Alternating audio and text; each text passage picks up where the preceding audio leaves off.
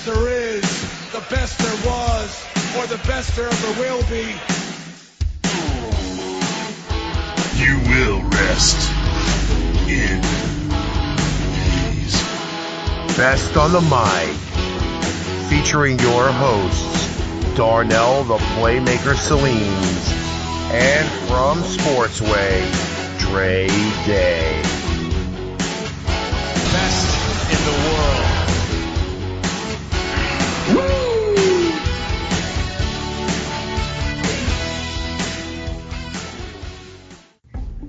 Ladies and gentlemen, welcome Best on the Mic podcast. Guess what? We have finished the first round. I'm so happy we finished the first round so we can get to the second round because there's a lot going on in the second round. But first and foremost, as usual, your host, down at the Playmaker Sounds of the Playmakers Abroad podcast. Also from the Playmakers Abroad podcast, the Bear of Texas. Bear man, what's going on? What's going on, y'all? Just battling the heat and humidity. How's everything going in Texas besides the heat and the humidity? Well, you know, the stress of the pandemics, people still refusing to wear masks. Although today, for the first time since June 18th, there was a case of less than 1,000 cases. So I guess there's a little bit of progress. All right. And from the Bronx, Brooklyn's in the building as always. My boy from Sportsway with Dre Day, who just came back into the podcasting world. Dre Day, what's up? What's going on? It's episode time, motherfuckers. Oh, yeah. So, by the way, we'll get into it later, but Dre dropped his first episode back from pretty much a month and a half off. Yeah, man. Had to take a little break. All right, so, fellas, we had the final 8 matches of the first round. Been a long first round, but we finally made it through it. So, y'all boys ready? Oh, yes. Yeah, let's get it. First up, we at the match of Eddie Guerrero versus Razor Ramon. Now, before I get into the results, Alex, how did you, when you first heard about this match, what came to your head? Well, it came to my head, well, it's pretty simple. I thought Latino Heat versus Machismo. What about you, Dre? Same thing he said. That's exactly what I thought of. So I agree with everything Alex just said. That's exactly what I thought of. Great minds think alike. It was a very close battle as expected, because man. But I must say, by the vote of 26-20, Latino Heat. Eddie didn't steal this. Eddie didn't even lie, cheat, or steal this to have this victory. Hey, man, a lot of people are feeling Latino Heat, man. I mean, Latino Heat, big part of my wrestling childhood. They were spending Latino Heat, so yes. Unfortunately, the bad guy couldn't get through. And as we continue to move on, this was one of the ones I was interested in because I put an old school guy against an NXT guy. And I wanted to see how this went. And it went nowhere close to what I thought. It was Adam Cole, baby, versus Mr. Perfect, Kurt Henry. And Dre, Kurt Henry, that name, Mr. Perfect, proved why it's called Mr. Perfect. Yes, sir. R.I.P. Mr. Perfect. But Alex, I got to come to you though, because you part of the new wave, and you haven't really watched WWE like that, but you know about Adam Cole. Yes. We talking about the man of Undisputed Era, the longest reigning NXT champion, the man who talks this game and backs it up. I mean, what happened to Adam Cole?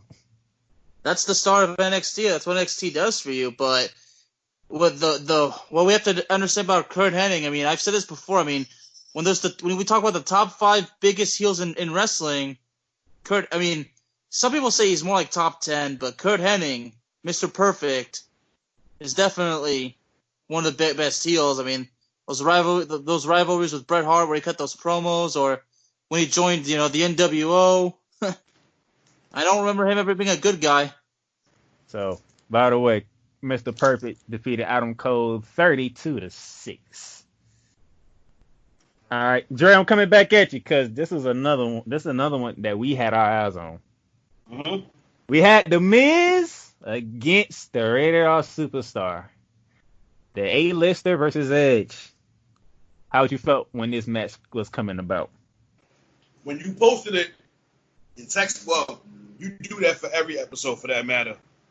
You text me and let me know that was posted.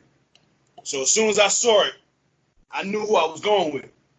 And I don't know if you remember, Alex, I don't know if you remember, but when we first started talking about the next round of matches that we was going to do, I said, listen, I was going with Edge just for the simple fact off that one promo on Raw where he almost had a porn show with Lita on Raw. Off that alone, he was getting my vote.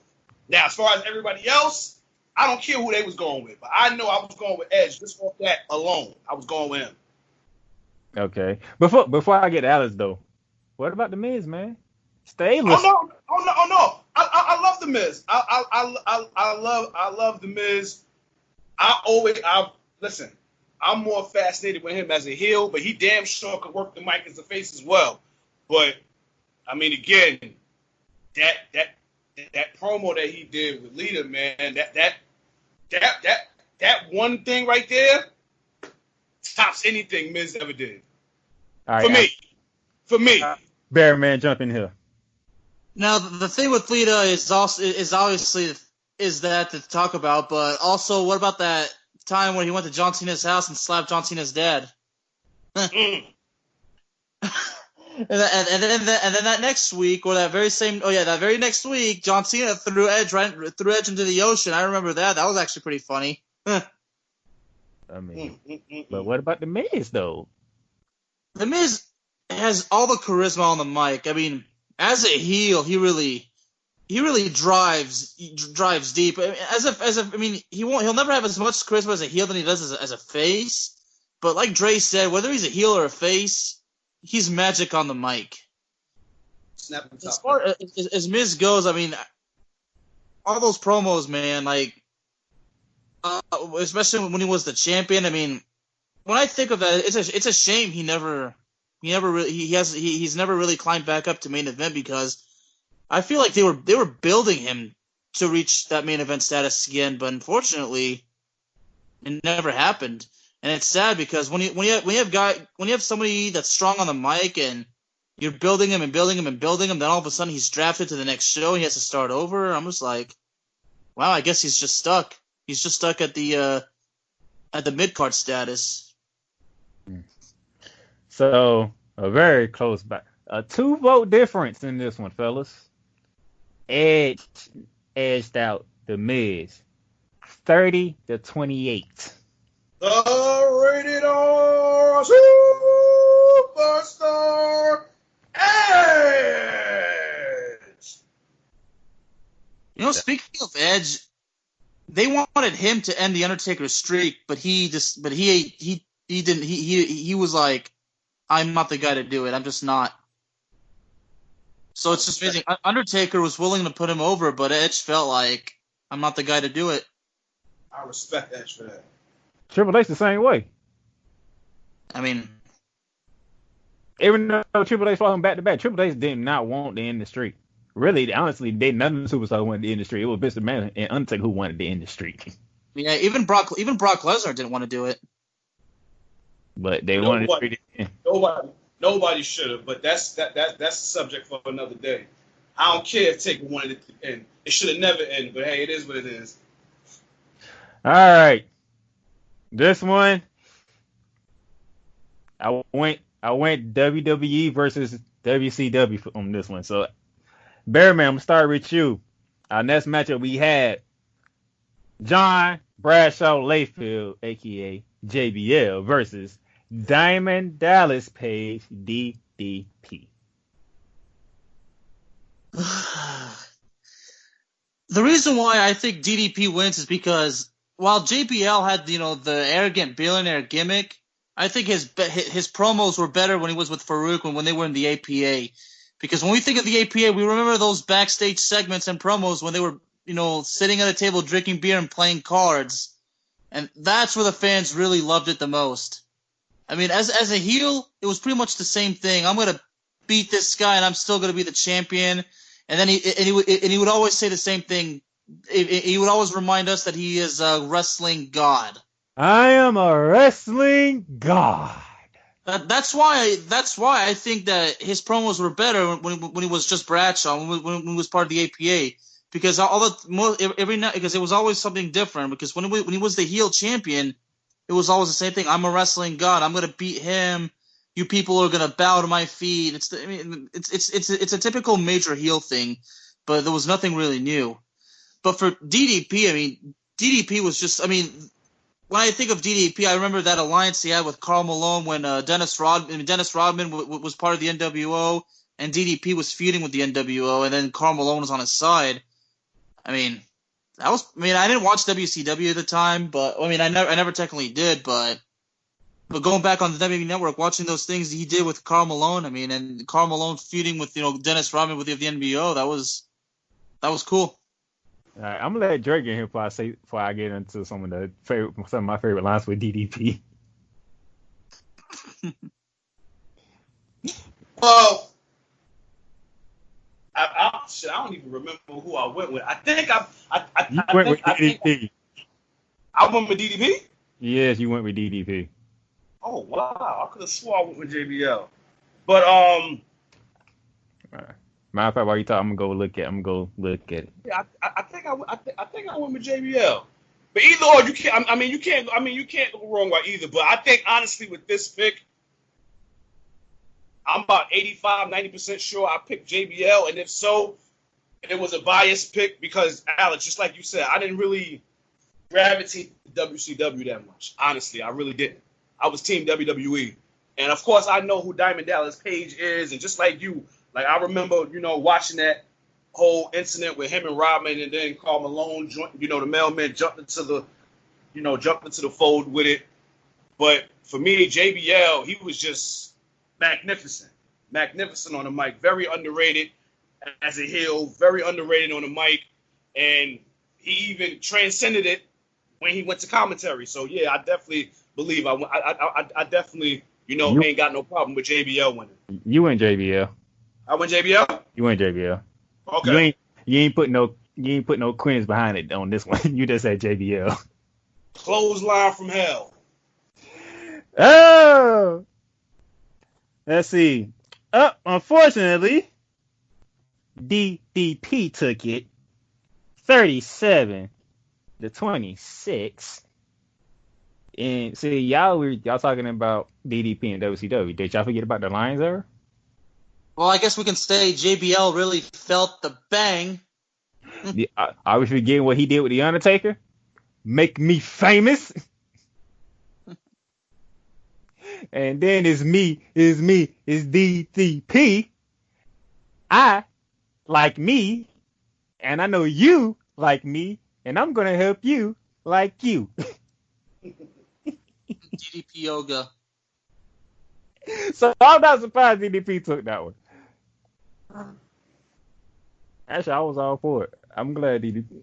I mean, it is what it is, but I thought it'd be more vote for JBL because, man, JBL made you hate him when he started becoming the wrestling guy. He made you hate him.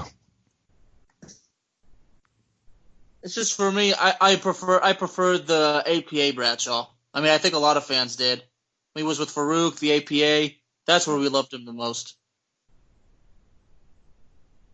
All right, so now we're going to get... Whew! All right, Bearman, I'm coming back to you. Triple H versus Kevin Owens.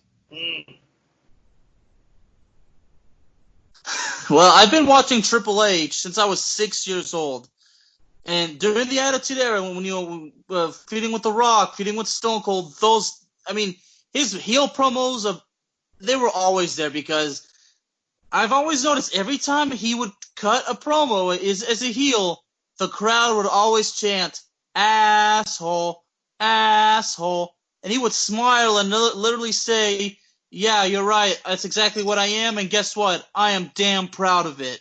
I mean, Triple H took it in a level like, even though he was a heel, he wanted to make the fans still like, he wanted to entertain the best he can. I mean, Triple H really cared, but I went with Triple H because, like I said, I've been watching him since I was a kid, and and for most of the time he was a bad guy, and I always felt like he's just the best bad guy to have. And then, like, I remember one time, like, that during the Attitude Era, I mean, I'm glad I was able to watch all that as a kid. When he cut that promo, that he revealed that he was behind the Survivor Series assault where Stone Cold was ran over. That's where he took it to just a whole major level. Well, he's talking about Kevin Owens though. As we get a little bit later, like when he was with Evolution, the day that Batista turned face and turned on Evolution, that promo he cut, how he's like telling us, if we could be on top of the world. If you go to SmackDown, you win the title, and I'm still the World Heavyweight title. I mean, Triple H just really, like, whenever he cut a promo, all you have to do is just sit back and relax it and be watching, because you'll be entertained. And that's Triple H in a nutshell, as far as his mic skills go. All right. Dre, I know you picked Triple H, but I want you to play devil's advocate for me for Kevin Owens. I love KO. I love KO. I love his promo work in NXT, and I damn sure loved it in WWE when he made the main roster. So, I mean, the promos he was cutting with Sami Zayn when they was having their rivalry. Who could forget his debut with the rivalry with Cena? I mean, KO is that dude. I mean, he's one of those guys that have the total package. He has somewhat charisma. He can perform in the ring, and he can cut promos, and that's what this is about. Who's better on the mic? But again, he's going up against future Hall of Famer Trips, which we've all three have followed him since the beginning, I'm sure. So it was hard. It's hard for KO to go up against that. It's hard to beat the game. You ain't gonna beat the game on that one. Does he beat the game? Probably not. Does he beat Hunter Helms? No. Does he beat DX Triple H? Definitely not. DX Triple H is just... Hunter Hearst Helmsley he might get. DX Triple H, I don't think he getting. That dude was committed. Hunter Hearst Helmsley he'll beat, but not Triple H. Yeah. But as a result, the game took it 30-21. A lot of votes for that one. 30-21. KO, he got his votes. But like I said, the game Triple H, DX Triple H. I mean, that's a steep mountain to climb there. Exactly. All right. Every time you think about that, there's always a smile on everyone's face. All right, Dre, this is your match, so I'm just gonna give it to you. Booker T versus Kurt Angle. Woo!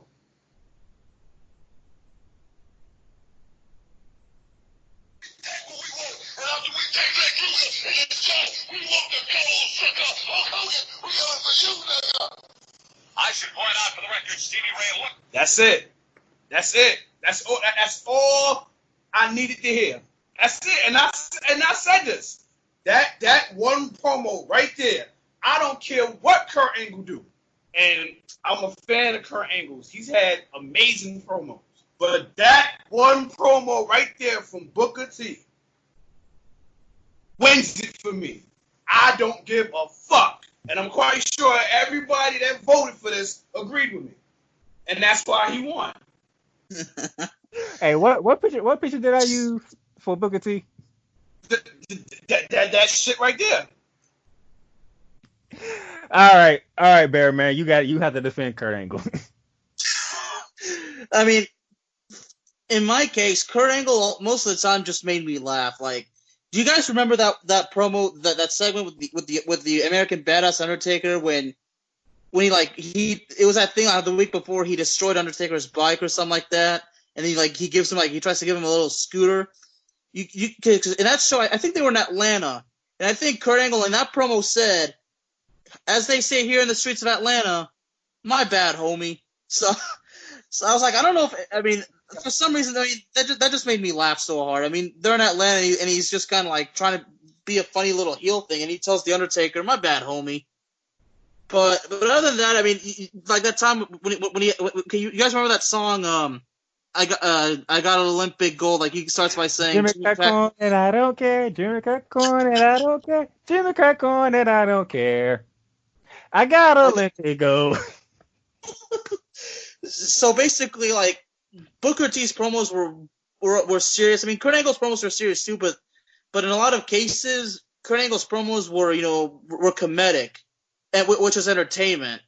So I think that's why Booker T wins. I mean, I love Kurt Angle, but his promos made me laugh more than really kind of take it seriously like that. I mean, Booker T was like literally like pump you up like, yeah, he's gonna kick his ass. But speaking of Booker T, like I was actually watching an interview he did. He said that wasn't playing. Like he just said it. It just slipped out of his mouth. Like when he said, "We're coming for you," because he explained. Yeah.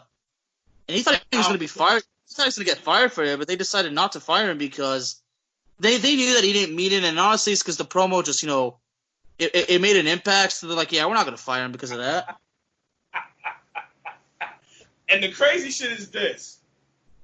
This was when he was in WCW. I found out about that promo, I kid you not, in 2010. So prior to that, I never even knew about that promo. A guy that I was working with showed me it. And that shit had me in tears. I kid you not. I tell people this all the time. Whenever I'm down, I put this video on, and it puts me in good spirits. Oh, my gosh. Not the five-time WCW champion. It looks so serious when he do it. I had a procedure done in last September. And before they put me under, I told them, play this video for me before you put me under. Just in case this is it for me, I want to go out on this. Oh my goodness! Oh, you. I'm not playing. I'm not playing. I'm not playing. That it puts me in good spirits, man. I ain't gonna lie. Him and The Rock going back and forth, I enjoy it because even though ain't nobody touching The Rock. Nobody touching The Rock. No. But he held his own. Oh no! Absolutely, and I commend him for it. But come on, man. Hold on. Come on, I know you're an Austin fan, but I gotta do it. You know I'm finna go with. What's up? Cry for me, Austin. I want you to cry for me. Oh no! I mean, as far as the mic goes, I'll give The Rock the edge on that. I'll give him the edge on Austin. There's no denying it. I did not. Kurt Angle and Stone Cold together. It's magic. I don't know how they do it, but it's not up to us. It's up to the people. So what did the people say? By a vote of 19-11, Dre, your boy Booker T took it. I said it. As long as he gets out the first round, that's all I was concerned with. As long as he gets out the first round, and he did that. Good job, Booker. Good job. It wasn't easy though. I put him up against somebody that go tit for tat. I just needed him to get out the first round, and he did it. But man, I put them two together. Oh, why did I put them two together? I don't even know why it made me do that. I don't know, but I'm glad you did. And then we get to the second to last match of the first round. All right, so Dre, we had Mr. Wonderful, Paul Orndorff versus Terry Funk. Both guys way before my time, but I did. His time. I did see Terry Funk a tad bit when he was in WWE with Cactus Jack for a little bit, but I don't even recall him even talking back then. So honestly, I just went with him because he was the name that I was familiar with. So I'm not even going to try to bullshit and act like I know him on the mic. I only picked him because he was the only one that I was familiar with. Mr. Wonderful, I wasn't familiar with. Terry Funk, I was, so that's why I picked him. I'm pretty sure I just feel the same way. I mean, when I think of Mr. Wonderful, the only thing I know about him is the first main event of the first WrestleMania, Roddy Piper and Mr. Wonderful versus Hulk Hogan and Mr. T. Other than that, I don't know anything. I mean, the only promo I've ever seen you guys remember WrestleMania 30 when Roddy Piper and Mr. Wonderful were backstage with Hulk Hogan and Mr. T, and then Mr. Wonderful tells Hulk Hogan, like, every day for the last 30 years, everybody reminds me that I lost the match, and then they kind of like reconcile. That's the only promo I've seen from Paul Orndorff. Now with Terry Funk, this prompted me to watch like the rivalry he had with Ric Flair in 1989 in WCW that ultimately led to that I Quit match that's considered one of the greatest matches of all time. I went up ahead and I watched Terry Funk cut those promos on Ric Flair, and Terry Funk was just killing it, like as a heel. I mean, him being the hardcore god that he is. I mean, Terry Funk would cut his promos in a hardcore, like, I'm gonna rip this guy apart. I'm gonna rip him apart. And I'm gonna take his belt. I'm gonna end his career. And I'm going to like it. I'm going to bleed doing it. I mean, that's Terry Funk. I mean, I would always argue, who really is the hardcore legend? Is it Mick Foley or is it really Terry Funk? Because many might say that Terry Funk's the reason why Mick Foley's here, but for me, I just like this. Mick Foley's the hardcore legend, but Terry Funk is the hardcore god. That might be something for you and Chris Retz to do. Retz Wrestling, whenever you listen to this. That's something for you and Bearman to think about. That might be a good show for y'all. Yeah, but as far as that's why I think Terry. I mean, that's why I would go with Terry Funk, because those promos he cut on Ric Flair with that rivalry with Ric Flair. I mean, they're still popular and well talked about these days. So Dre, Alex, it took us to get to this match to finally get what we've been waiting on. We didn't get it with The Rock. We didn't get it with Dusty Rhodes. We didn't get it with Ric Flair. But we got it with Terry Funk, 35-0. A shutout. I mean, I don't even know. I don't know. I personally do not know any wrestling fans that ever saw Mr. Wonderful. Well, maybe not, but damn, 35-0 though. I mean, aside from wrestling, the only thing I know about Mr. Wonderful is that he briefly played in the NFL. I think he played for the Buccaneers. No wonder why he ain't get no vote. And yet again, Tampa Bay Buccaneers make the podcast yet again. All right. And then we get to the last and final match. Which one of y'all want to take it first? Drink it in, man. Drink it in. As y'all, those that are listening, it was Chris Jericho against Johnny Gargano for the last match of the first round. I had Le Champion versus Johnny wrestling. Oh, I'm just gonna let you have Chris Jericho. Jericho. He's been one of my favorites for quite some time. In-ring ability, on the mic, my favorite, and I love how he was able to leave WWE for a while, come back, create this goddamn list, and probably, not for nothing, I would probably say this was probably like that stint with the whole list. That was probably one of his best stints his whole time ever in WWE, if you ask me. And if for him to go to AEW and still be able to cut these promos like it's nothing, it's amazing, man. I love Chris Jericho. He gets my utmost respect. I mean, I'm team WWE, but I'm very happy at what he's doing at AEW because he hasn't missed a step. Bearman, I got to give you Johnny Gargano.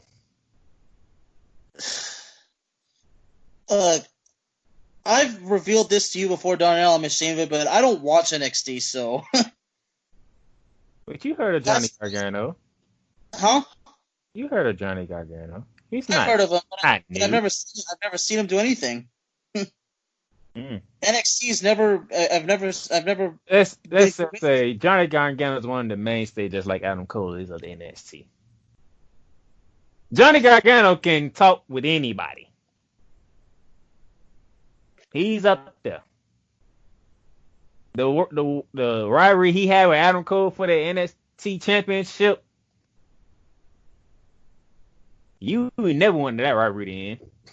You wanted that to keep going. The way them two go at each other on the mic and then back it up in the ring, gold. Him and Tommaso Ciampa, gold. Am I lying, Jerry? Absolutely not. You're not lying at all. Just go. But it's Le Champion. It's Y2J. The man debuted in WWF with The Rock. I think that by itself got him most of his votes. Well, And then everything else you say after that just adds to it. Well, for those that know their history, that you just showed his debut, he came out and interrupted The Rock. So that right there tells you how much faith they had in him on the mic for him to come out in his debut and interrupt the most electrifying man in sports entertainment. Not to mention how much he bashed Stephanie McMahon. Jesus Christ. That's one of the reasons why Chris Jericho is my favorite of all time. I'm gonna give mad props to Stephanie McMahon because she actually allowed all that. Like, that's a lot to deal with. Well, she didn't care. I mean, she said as long as the fans like it and it draws money and it puts Chris Jericho over. I mean, that's what she wants. I mean, she wanted it from a business perspective. But we talking about women, so women are emotional. So that shows you how strong Stephanie is. Oh no, she's very strong. Well, she's a McMahon. What do you expect? She's tough. Because when he be killing Stephanie. And don't let him and The Rock get a team up against Stephanie. Jesus Christ. I mean, every time Stephanie was in the ring, I mean, the crowd. The crowd would chant "asshole" to Triple H, but when it was to Stephanie, it was far more. She got every bit of it.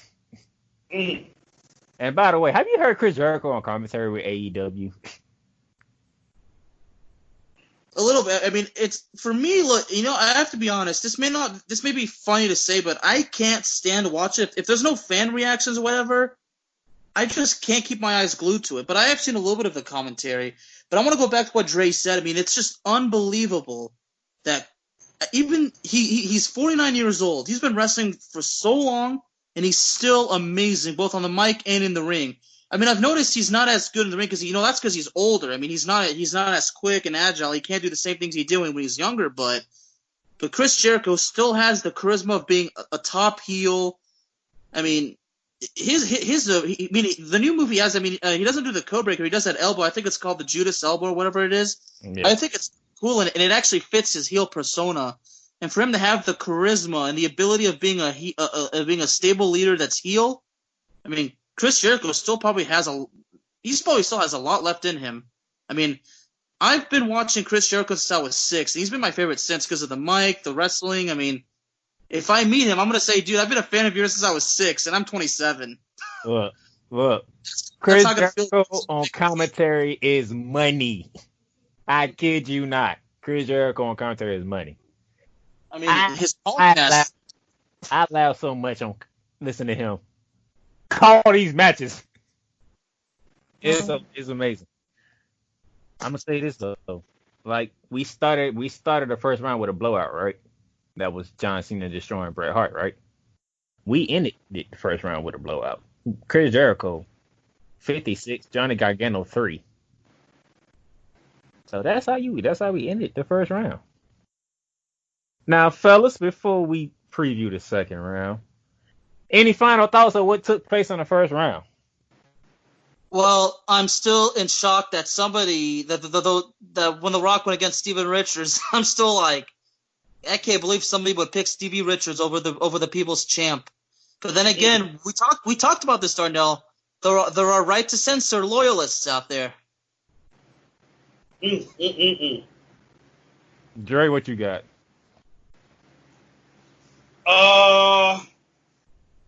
So far everything has gone out as planned.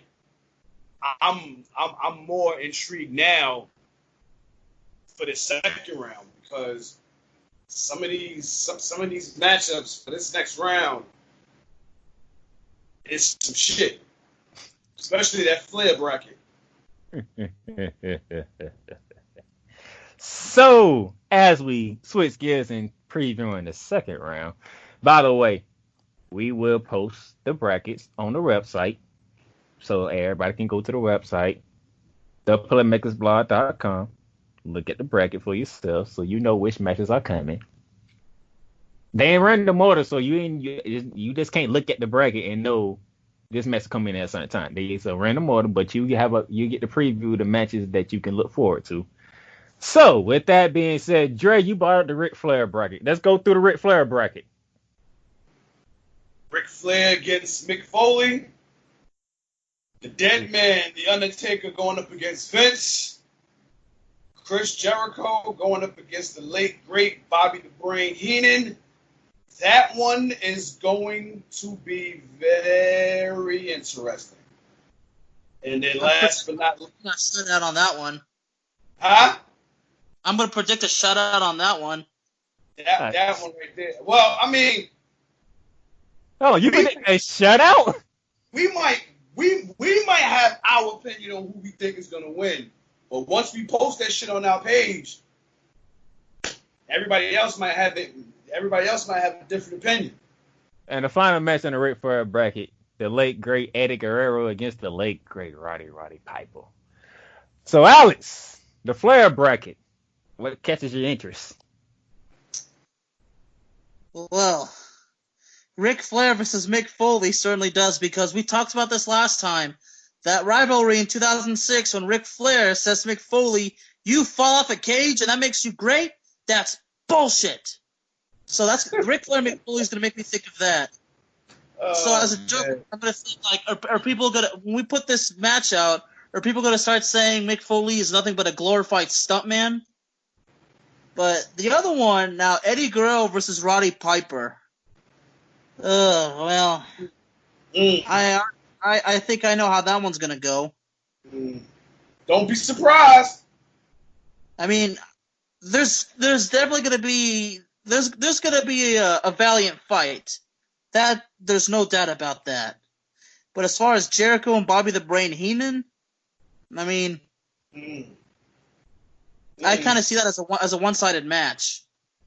He said Bobby the Brain Heenan and Chris Jericho is a one-sided match. Oh my goodness. Somebody mark this down, because I'm going to keep it. Oh, we're going to come back to that. They ain't no damn one-sided match. That might be another tiebreaker. I'm just going to throw that out there right now.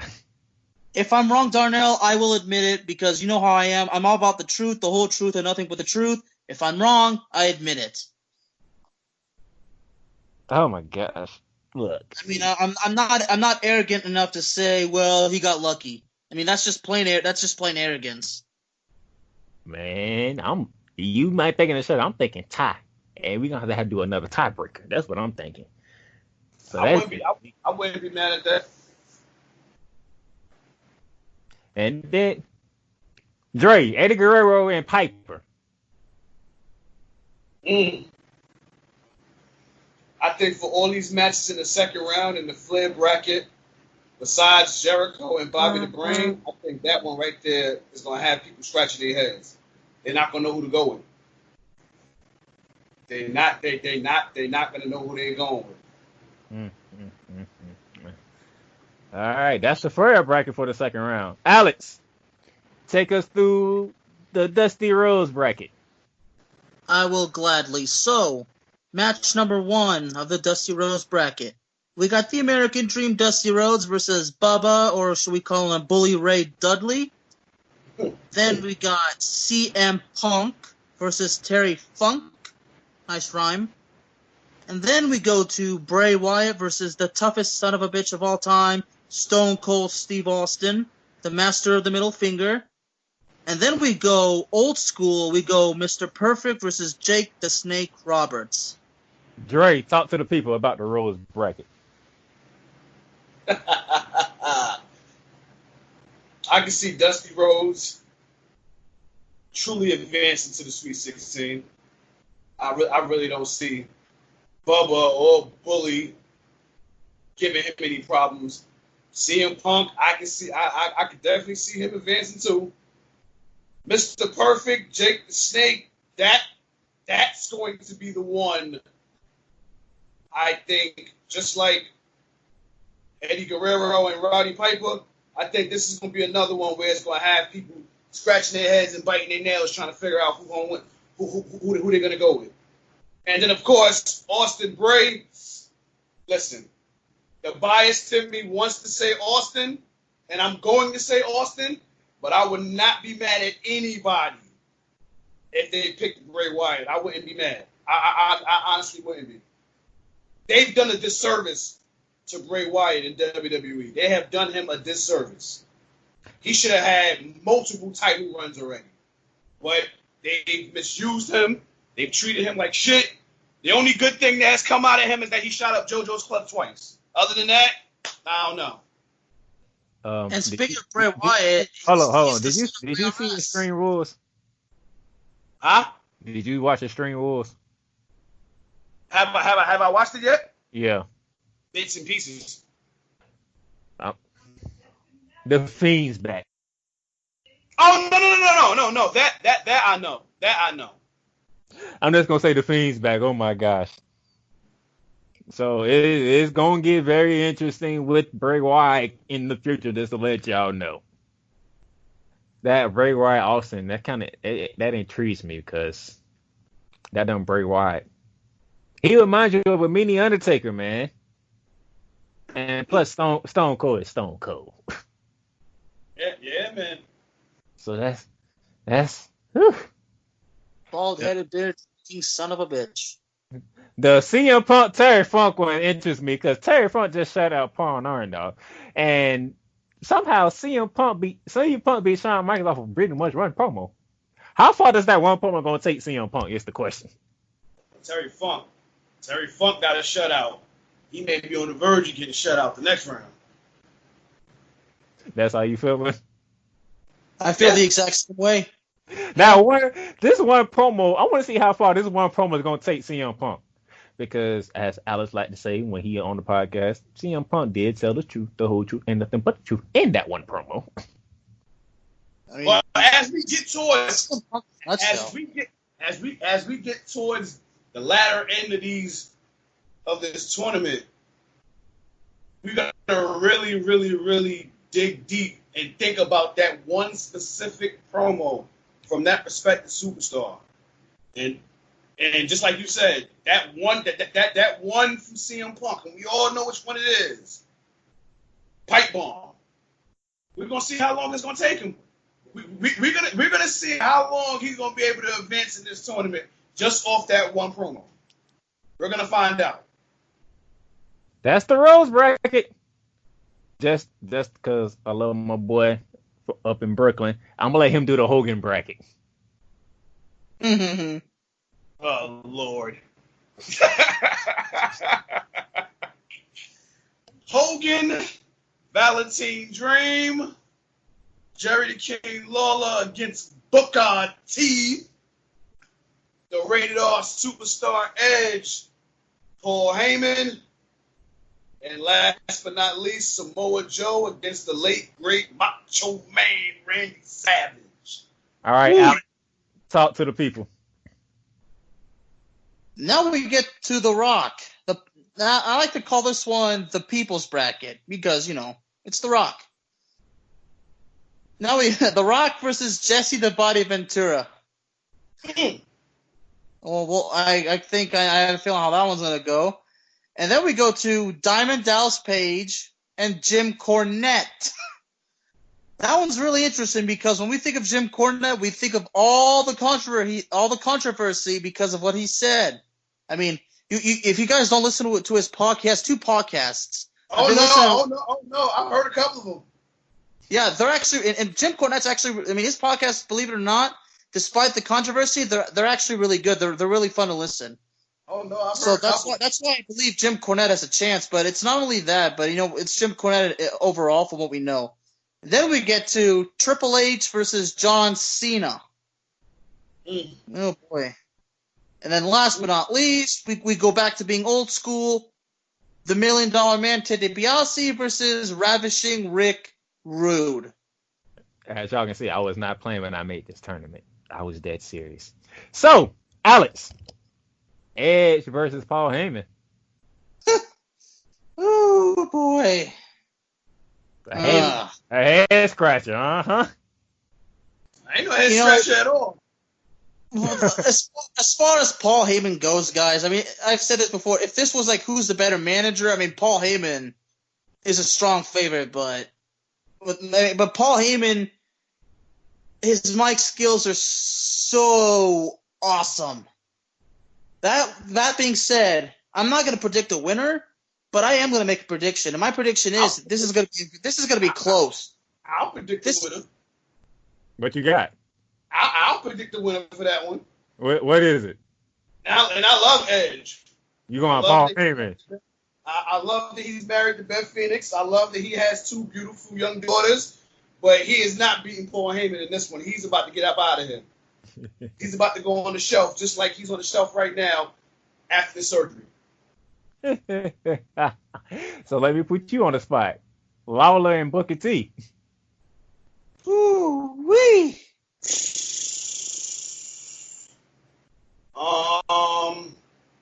You know what?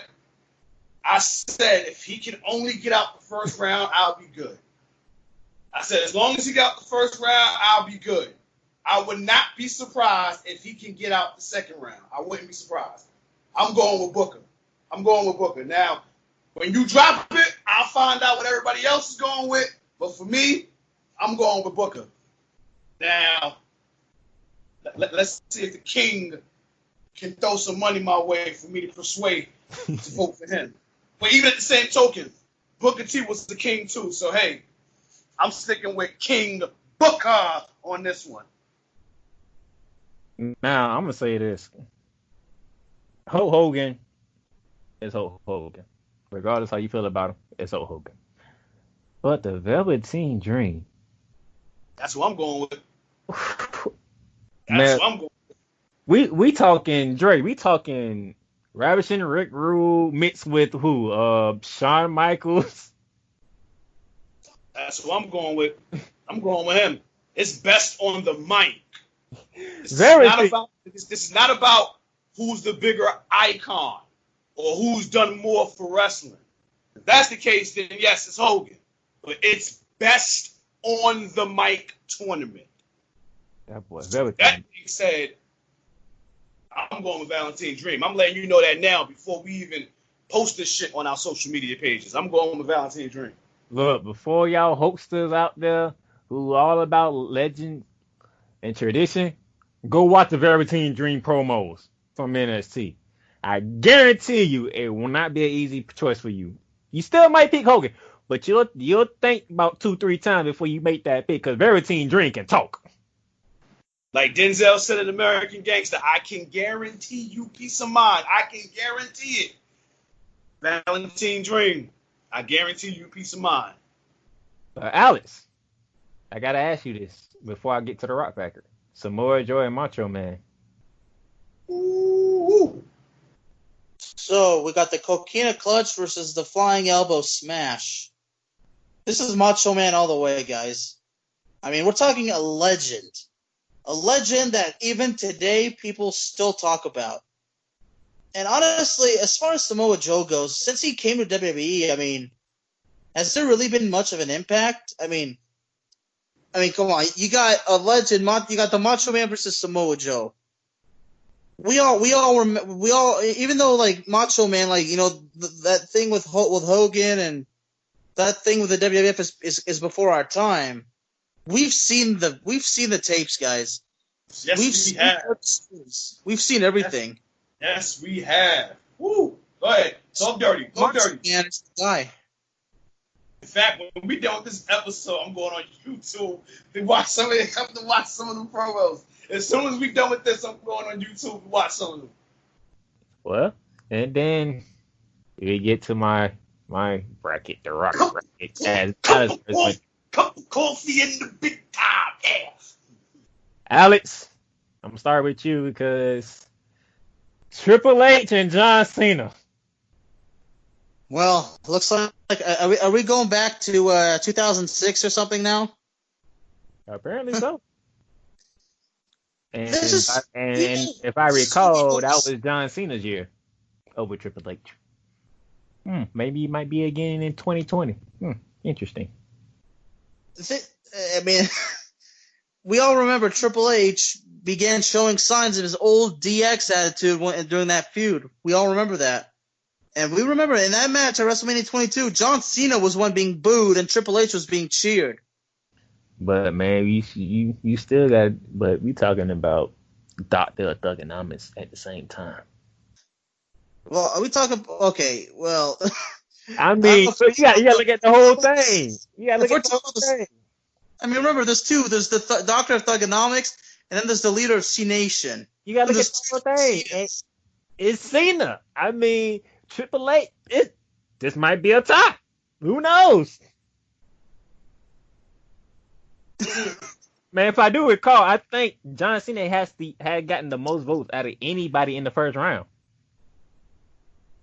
Well, then obviously that gives John Cena an edge, an advantage, I should say. No, he got the second most votes. CM Punk got the most votes in the first round.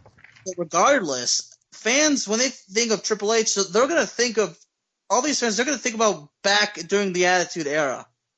That's what gives Triple H a great advantage because Triple H has been there longer than Cena. That's why I think Triple H has a legitimate chance of actually pulling off an upset and eliminating the Doctor of Thugonomics. What you think, Dre?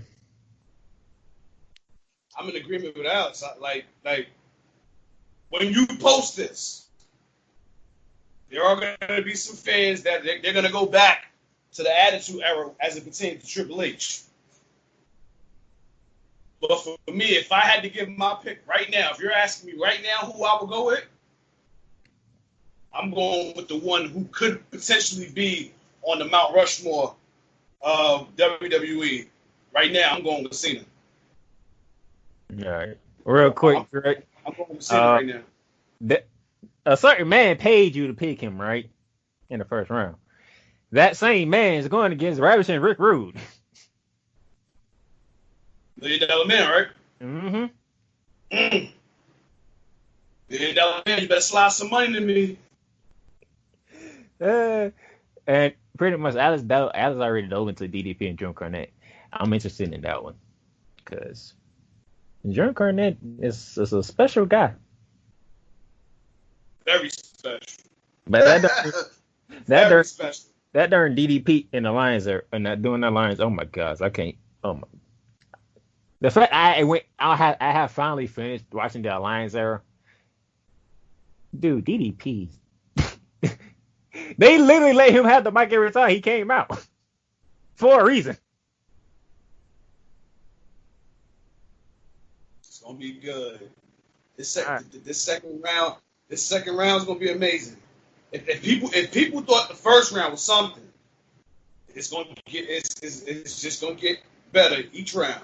And the second round is about to start, so I can't wait. I can't wait to share this stuff on my page. All right. So, before we get up out of here, as I said before we started, Dre is back in the podcasting booth, so give the people a little taste of what you dropped already. This episode that I did, I wanted to keep it simple. I didn't want the comeback to be no long, drawn-out episode when I'm talking for about an hour and change. So I just broke down the upcoming NBA season the best way I could. I didn't do no breakdowns of conferences and shit like that. I just gave my little quick opinion on it. MLB starts this week. I spoke on that as well. Of course, I gave my prediction who I think is going to win the World Series. The team whose fitted I'm actually wearing right now, who I think is going to win the whole thing, that would be my Yankees, but that's neither here nor there. And then, listen, I know for some people out there, they don't care too much for the WNBA. I do. I love my girls. They deserve their props, and they're going to get it. So on the pretty much the last thing I spoke about was the upcoming WNBA season that's about to start this weekend. So it's a good episode. I already listened to it. Very good episode. Check him out. Appreciate it, man. Appreciate it. He got merch on deck. Let you know that. Yeah. DM me. Dre Day. Yo. On Sportswear with Dre Day podcast. So get it at him. He on Facebook. He on Instagram. He on Twitter too, but he really don't be on Twitter like that. Yeah. I really don't. Honestly, I really don't. So if you want to DM him, hit him up on Instagram or Facebook. Those your best options right there. Hey man, holla at me. I still got some stuff. All right, Bear Man. I already know what you got. You already know what I got because we actually work together. But tell the people what you got coming. Well, the Bear of Texas podcast is about to be revived from the dead. But I got to tell you, folks, things could be done a little bit different. Things will be divided into segments based on subjects.